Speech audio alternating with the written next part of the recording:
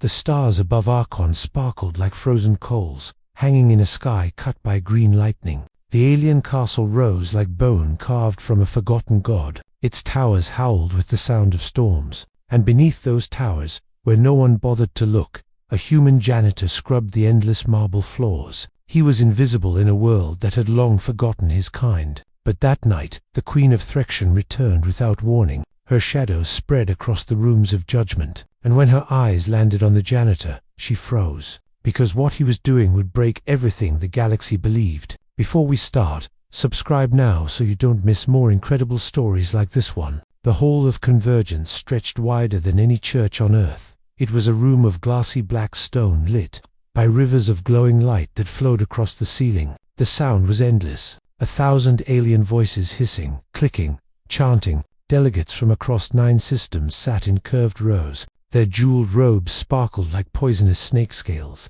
and somewhere below them, at the very edge of sight, a single human man kneeled with a brush and a bucket of grey water. Elias Ward, janitor of the Intergalactic Tribunal. His hands were raw. The chemicals bit into his skin, but he worked in silence. His uniform, a faded navy jumpsuit, hung loose on his shoulders. The aliens did not look at him. To them, he was the dust, the shadow, the necessary ghost who swept away their footprints before the next show. The Threxian guards walked past him. Their armor was spiked with black stone. They laughed in their throat songs when their boots splashed dirty water across his knees. Elias did not move. High above, Magistrate Surok delivered another order. His voice shook the room like thunder. "Humanity has no seat here," he announced. His mouthparts snapped as the crowd hissed approval. "They are laborers. They are leftovers of a failed world." The words hurt harder than any boot. Delegates leaned back in satisfaction. Their tails and antennas swayed in smug rhythm.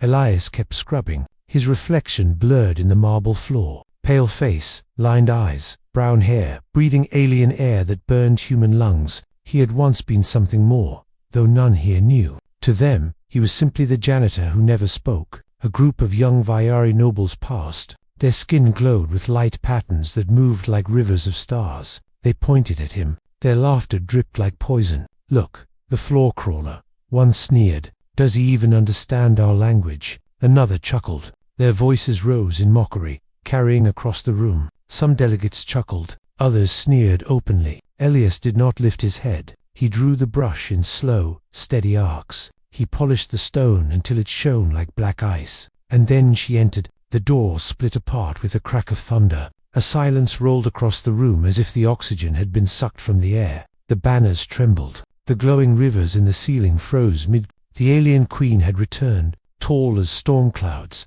Her shell gleamed with 100 changing colors like oil spilled across night. Her crown of living crystal pulsed with a rhythm older than suns. Her eyes, twin black holes rimmed with purple fire, swept the hall. Delegates gasped. Some bowed down low, others cowered. No one had expected her return. Rumor said she had vanished to the outer rift, swallowed by black holes. She walked with silence, sharper than any blade, and when her gaze fell upon the floor, it stopped. Elias Ward, the human janitor, was not watching her. He was on his knees, tracing something invisible into the marble as he scrubbed. Lines, symbols, patterns no alien present recognized. His lips moved faintly, whispering in a language thought dead. The queen froze. Her breath caught in the hollow of her chest, for she knew those shapes. She had seen them only once before, carved into the dying ruins of a world destroyed by war. Gasps rippled through the room. The crowd leaned forward, eager to mock, to jeer,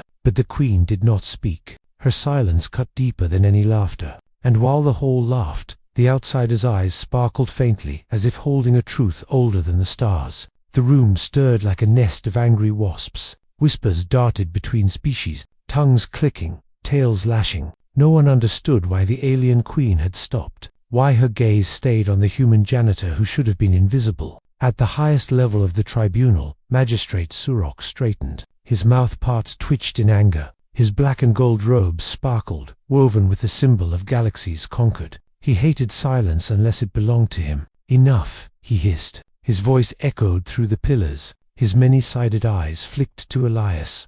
"The floor scraper dirties our vision. Remove him." 2 guards stepped forward, blades humming. But before they could descend, the queen raised her hand. The crystal crown above her forehead pulsed once, and all movement in the room froze. Even the glowing light in the ceiling stuttered. "Leave him," she said. Her voice was both whisper and storm. The crowd erupted in chaos. Some wailed, others hissed in protest. A janitor protected by the queen. It was an insult to the gods. Magistrate Surok's mouthparts clicked in fury. "My queen, this is beneath you. Why look at a human worm?" The queen did not answer him. Her eyes remained fixed on the marble floor where Elias kneeled. Elias himself had not lifted his head. His brush still drew slow arcs. He did not seem to notice the galaxy trembling around him. Surok rose. He had ruled in her absence. His pride had swollen with power. He could not allow this shadow of a man to overshadow him. His voice boomed like iron striking iron. "Then let the worm prove his worth." The room went still. Surok spread his arms. Spines along his back spread out like spears. "If the queen insists he remain, let him show us what use he holds. Let the human face a trial." The crowd roared in cruel delight. Trials meant shame. Trials meant a show. The queen's eyes narrowed, yet she said nothing. The guards grabbed Elias by the arms and dragged him to the center circle. His bucket spilled. Dirty water streaked across the black stone floor. The laughter rose higher. They pushed him beneath the tribunal's eye, a giant ball of living glass that hung above the room. It pulsed with brainlight, able to send images into the minds of all who watched. Once it had judged war criminals. Now it would expose the weakness of a janitor. "You see, my queen," Surok declared, bowing mockingly. "The human will fail before all, and your curiosity will end." The eye flared. From its heart unfolded a challenge, a puzzle of shifting shapes, glowing pieces weaving into impossible patterns. It was an ancient test of thinking, a game used to break prisoners until their minds dissolved. The crowd leaned forward, eager for blood, though this would spill none. Failure here meant ridicule, collapse, madness. Surok smiled, with teeth sharp as black glass. "Solve this, floor scraper, or show the galaxy that humanity remains dust." The eye's light poured down upon Elias. He blinked, momentarily blinded. His palms still smelled of soap and stone. The laughter pressed on him like a storm. And still he did not speak. He simply looked at the shapes. The pieces twisted, locked together, dissolved. To the aliens it was chaos. To Elias, the lines whispered in silence. The same patterns he had been tracing into the marble floor moments before. Symbols no one else remembered. Gasps erupted as he lifted his hand. His fingers hovered in the air, moving with quiet certainty. Slowly, carefully, he guided the glowing pieces into alignment. The jeers stopped. The patterns tightened, spiraling into an order unseen for centuries. Colors bled into one another, forming star maps only humans once drew. Surok's smile thinned. He leaned forward, claws digging into his throne. The queen's eyes never left Elias. She alone knew what those star maps meant. A hush fell as the final piece slid into place. The eye pulsed once, hard enough to rattle the bones of the room. The puzzle was solved. Silence. Then disbelieving laughter burst from the crowd. "Impossible. A trick. He is a janitor." Surok slammed a claw against the circle, snarling. "He cannot know. Humans are incapable of such thought." But the eye did not lie. It bathed Elias in a column of pale light. Recognition encoded in every flicker. For the first time, Elias looked up. His gaze swept the hall. Not defiant, not triumphant, only calm, like a tide that could not be stopped. The hall shivered. No one believed he would even try. But the silence that followed spread across the room like a storm. The tribunal eye dimmed to a watchful ember, as if the room itself were holding its breath. Elias stood beneath its glass weight, the mop water drying in quiet star maps at his boots. He did not show off. He did not bow. He merely looked at the marble, at the thin, invisible lines his brush had coaxed from memory. A junior scribe, small and blue-veined, trembled at the foot of the eastern bench. Lear of the Viari, barely past apprenticeship, had spent nights sneaking into forbidden libraries to read names no one spoke anymore. He pushed through a knot of sneering nobles. His voice faltered.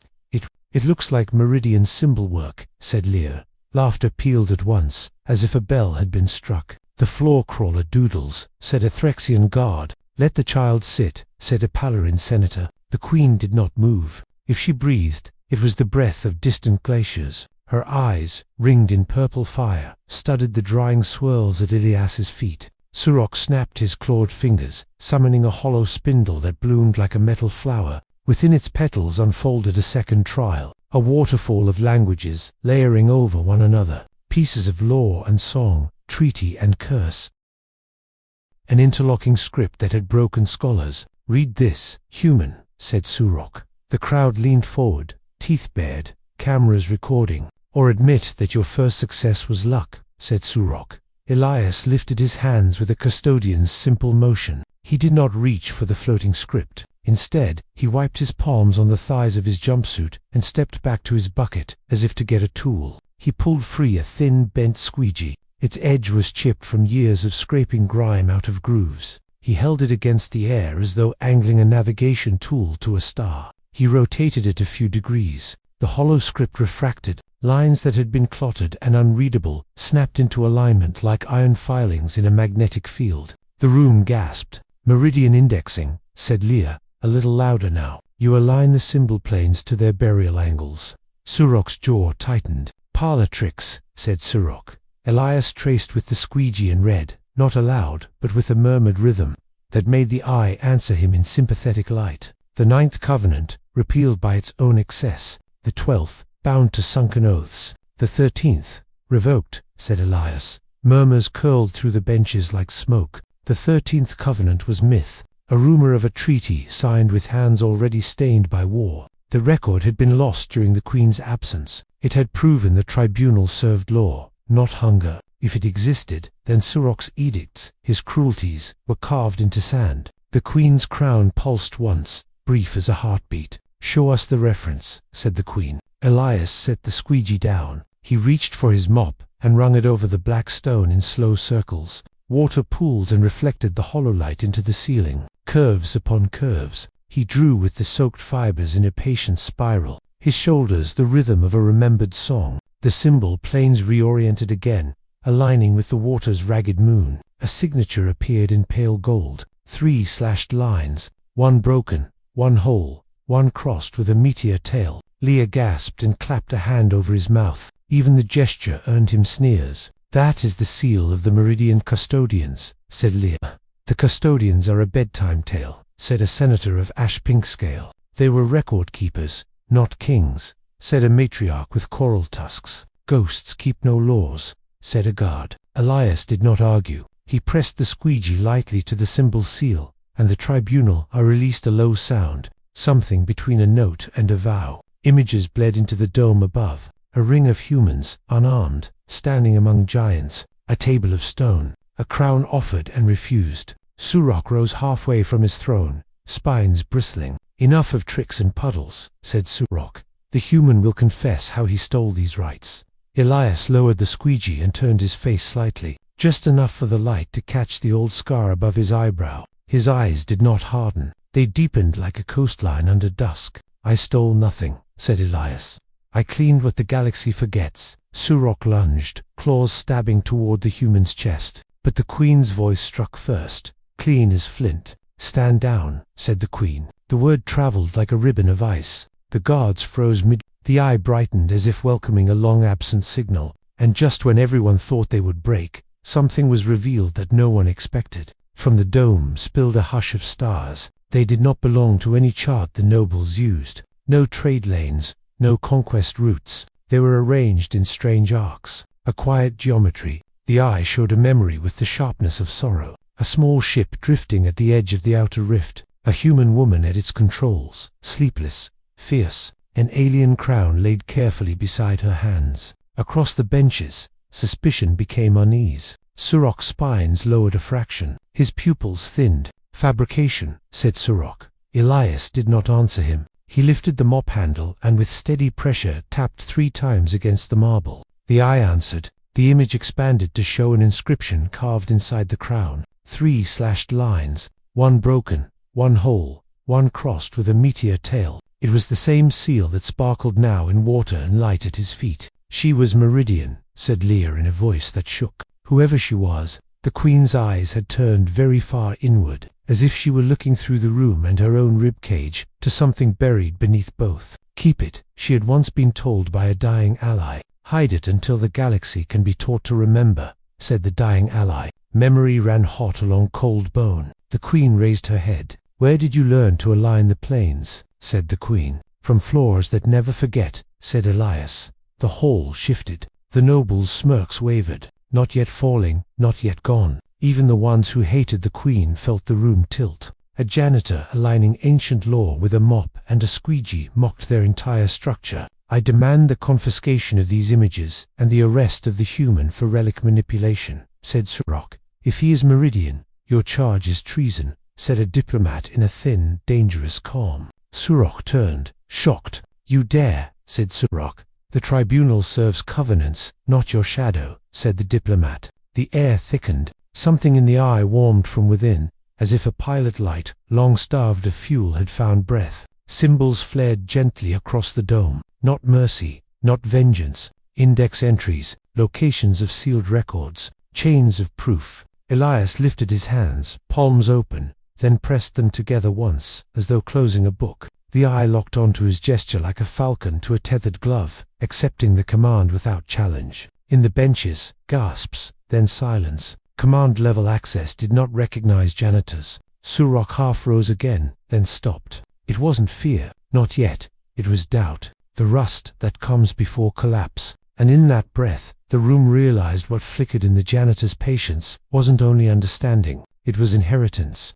It wasn't just knowledge, it was legacy. And suddenly, silence fell across the crowd. The eye unfolded a final picture, not of stars, but of a room smaller than this one, and far more sacred. A vault of stone in which all voices sounded like the first word and the last. There, a young human signed with ink that would not run beside an alien queen whose shell had not yet cracked with rule. Witnesses stood, Vyari with comet light in their veins, Threxians with war plates laid aside. The human signature read Mira Ward. "Ward," said a senator, as if meeting a ghost at breakfast. "Ward," said three others, in tones that twisted from mockery to all mids. Surok's voice tried to shrug it off, but it snagged on its own pride. "Names are wind," said Surok. "This proves nothing of the worm." Elias touched his scar again, absent, as if it were a memory's latch. "I never asked to prove anything," said Elias. "I asked for the floor to be clean." "Who was my reward to you?" said the queen. The mop handle steadied between his hands. His jaw worked once before he answered, as if the words had to be lifted from a place that did not like to be disturbed. "She taught me to bundle oaths into chores," said Elias. "She taught me to scrub until the truth shows. She taught me to keep a crown when no one of importance would ever think to look. She taught me to keep my name out of the mouths of those who would eat it." "Your mother," said Leah, tears brightening his glowing skin. Surok barked a laugh that didn't land properly. "Every worm claims kinship with history when cornered," said Surok. The queen descended 2 steps, the living crystal of her crown whispering. It was not hostility that filled her face. It was recognition, one sorrow finding another in a crowded room. "You kept faith while the galaxy fed itself on forgetting," said the queen. Surok's spines rose again, sudden as thrown knives. If he is a custodian, he must demonstrate the binding right. Without it, this is theater, said Surok. Elias knew, not to beg, to begin. He slid the squeegee along the seam where 2 stones met, coaxing from that tight mouth a thin thread of dust, the color of moon ash. With his forefinger, he drew the thread into a ring, and inside the ring traced 3 slashed lines, one broken, one whole, one crossed by a meteor tail. He set the mop across the symbol, not as a weapon, but as a bridge. "Binding right of meridian," said Leah, barely breathing. The eye brightened until the room's shadows fled. Threads of light stitched from the symbol to the dome, from the dome to the Queen's crown, from the crown to the old vault where Mira Ward's ink had not yet dried in memory. Seals clicked, locks opened like eyes. Elias did not look triumphant. He looked tired, with the clarity of someone who has finally put a heavy thing down. Surok stepped forward to shout the room back to his favor. He did not get the chance. The Queen spoke, and her voice was a blade drawn once in a lifetime. When drawing it meant you would live differently afterward. "Myra Ward," said the Queen. The name rang in the eye and in the marble and in the bones of those who had laughed at mops and squeegees. It rang like a key striking the last lock. Archives obeyed. Oaths woke. The tribunal's own law braided itself back into shape, and the braid did not include Surok's shadow. But the final blow came not from words. It came from a name the galaxy had long forgotten.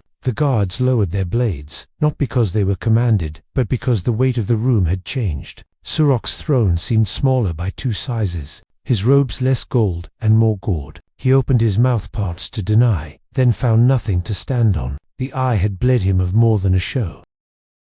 It had bled him of pretense. The queen turned, and the living crystal of her crown bowed toward Elias, as if acknowledging a peer whose hands were raw and holy. "The tribunal recognizes the Meridian Custodian," said the queen. "Let the sealed covenants be restored." Elias lifted the mop and wrung the last of its water back into the bucket. He set both tools against the platform, neat and squared the way he left rooms at the end of a shift. He looked up at the levels upon levels of faces, scales and feathers and skin. So many eyes he had learned to avoid. "Keep the eye clean," he said softly, as if giving the first instruction on the first day of a job no one else knew they needed. Laws wrought fast in dirty light. Surok tried to laugh again, but nothing came except a dry rattle. His spines drooped. "Tragic little flags. A worm wagging a mop does not unmake a magistrate," said Surok. "Mud does not become a crown because it sits high," said Elias. The hall did not cheer. That would have reduced the moment to a match won in a stadium. They stood very still and watched the idea of themselves molt. It happened quietly, and then all at once, the way dawn's first line appears on a black sea and then is everywhere. Elias did not take a victory lap. He lifted the bucket, which was heavy with the filth of 1,000 footsteps, and stepped from the platform the way he had stepped onto it, workmanlike, shoulders squared against nothing but weight and time. At the doorway of the Hall of Convergence, he did something small and enormous. He set the squeegee on the stone bench where petitioners rested their fear and folded beside it a square of cloth he had saved from his first day on this floor. It was stained with the color of wrong scrubbed away and the color of right revealed. "For whoever cleans after me," said Elias. Surok's shadow, great and showy, no longer reached the door. He was reduced to the size of his own intentions. The crowd parted for the janitor the way one parts for weather, a respect that has nothing to do with rank and everything to do with recognition. And as he walked away, no one dared laugh again, for they finally understood what they had witnessed. In the wake of the trial, changes moved like Earth's plates, slow to those who wanted fireworks, swift to those listening with their shoes off on the ground. The tribunal's walls, once polished to reflect only power, began to carry new reflections. The eyes programs were rebuilt with Meridian indexing at their center. Laws first, hunger last. Petitions once dismissed on accent alone were heard in full sentences. On Threction, schools revised their curriculums. An entire class learned the history of the custodians and the oaths that ran under the great roads like veins. In the markets of Vyari, children played at setting mop handles across chalk symbols, arguing happily about star angles, instead of whose elders had the deadlier song. An envoy from the Palarin cluster requested a copy of the Meridian Rites, and after an unusual pause, asked if a human might be assigned to teach it. The queen gathered a council, not of victors, but of keepers, archivists, cleaners, cooks who knew which way a door groans when it is asked to do more than it was built for. She stood with them, bareheaded, crown light sleeping on the table, like an artifact among other tools. "We do not need a new era," said the queen. "We need our first honest one."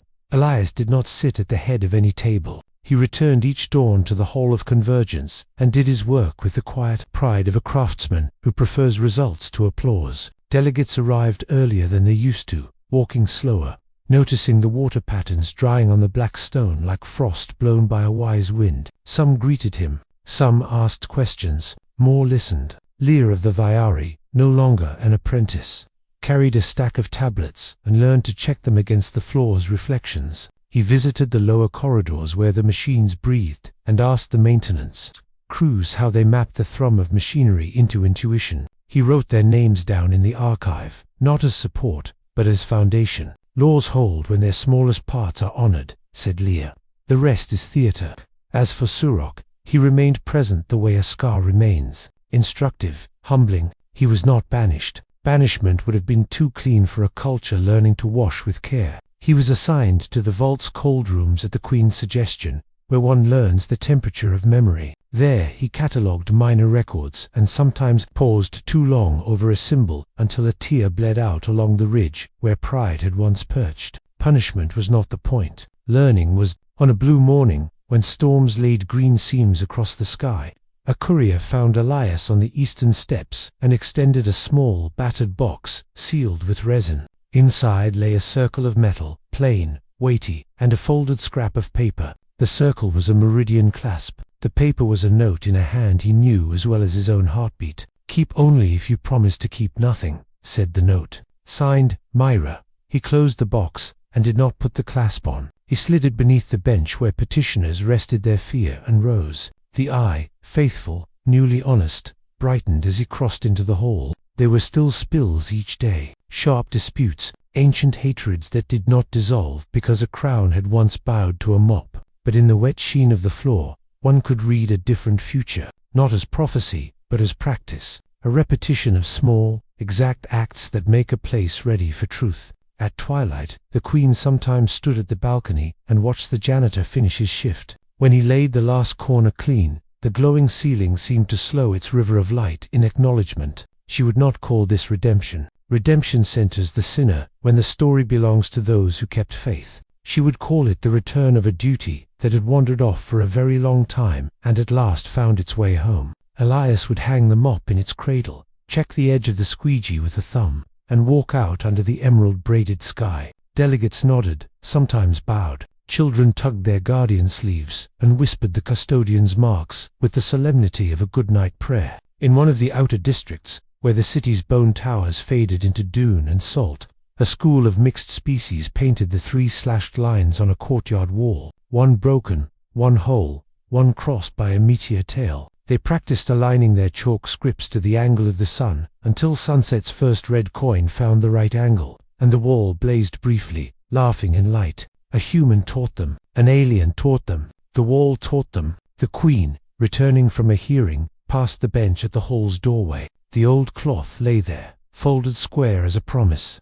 She touched it and felt a pulse of simple gratitude travel her arm like warmth. Behind her, the eye kept its watch with no hunger but light. The galaxy did not become gentle, it became truer, and truth, once permitted to breathe, has a way of shaping gentleness, not from fear but from respect. The kind that bows to a mop and a crown in the same breath, because it recognizes what both are meant to keep. In a universe built on pride, sometimes a single act of dignity is enough to shift the stars themselves.